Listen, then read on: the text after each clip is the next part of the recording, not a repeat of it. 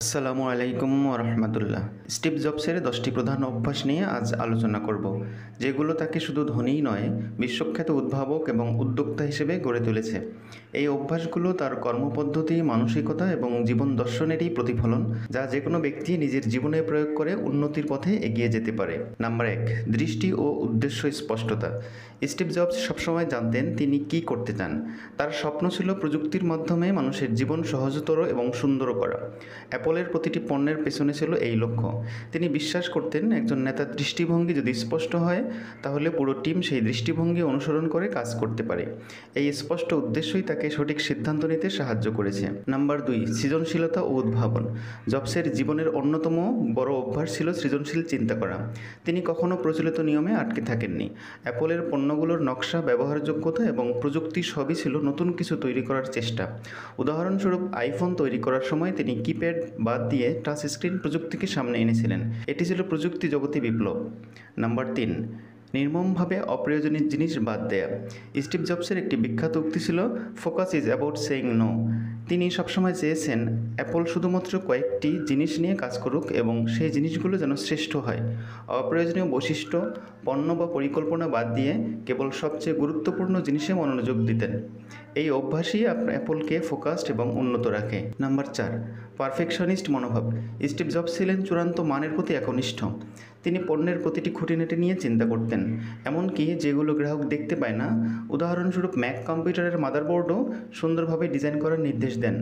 তার এই নিখুঁত মানের প্রতি ভালোবাসা অ্যাপলের পণ্যকে আলাদা করেছে। নাম্বার 5, বিভিন্ন ক্ষেত্র থেকে অনুপ্রেরণা নেওয়া। জবস প্রযুক্তি জগতের মানুষ হলেও শিল্প, ডিজাইন, ইতিহাস, এমনকি ধর্ম থেকে অনুপ্রেরণা নিতেন। তিনি একবার ক্যালিগ্রাফির ক্লাসে অংশ নিয়েছিলেন, যা পরে ম্যাক কম্পিউটারের ফন্ট ডিজাইনের ক্ষেত্রে কাজে আসে। বিভিন্ন ক্ষেত্র থেকে জ্ঞান নিয়ে সেগুলোকে মিলিয়ে নতুন কিছু তৈরি করা ছিল তার অন্যতম ক্ষমতা। নাম্বার 6, গ্রাহককে বুঝে নেওয়া।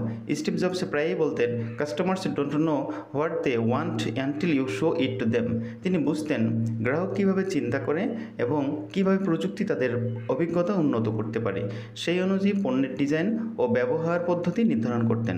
ব্যবহারকারী অভিজ্ঞতাকে, অর্থাৎ ইউজার এক্সপিরিয়েন্স, তিনি সর্বোচ্চ অগ্রাধিকার দিতেন।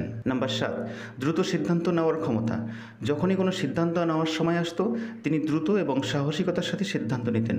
অনেক বড় কর্পোরেশনের বিপরীতে জবস লম্বা বৈঠক বা প্রচুর বিশ্লেষণের পরিবর্তে তার অন্তর্জ্ঞান এবং অভিজ্ঞতার উপর ভরসা করতেন।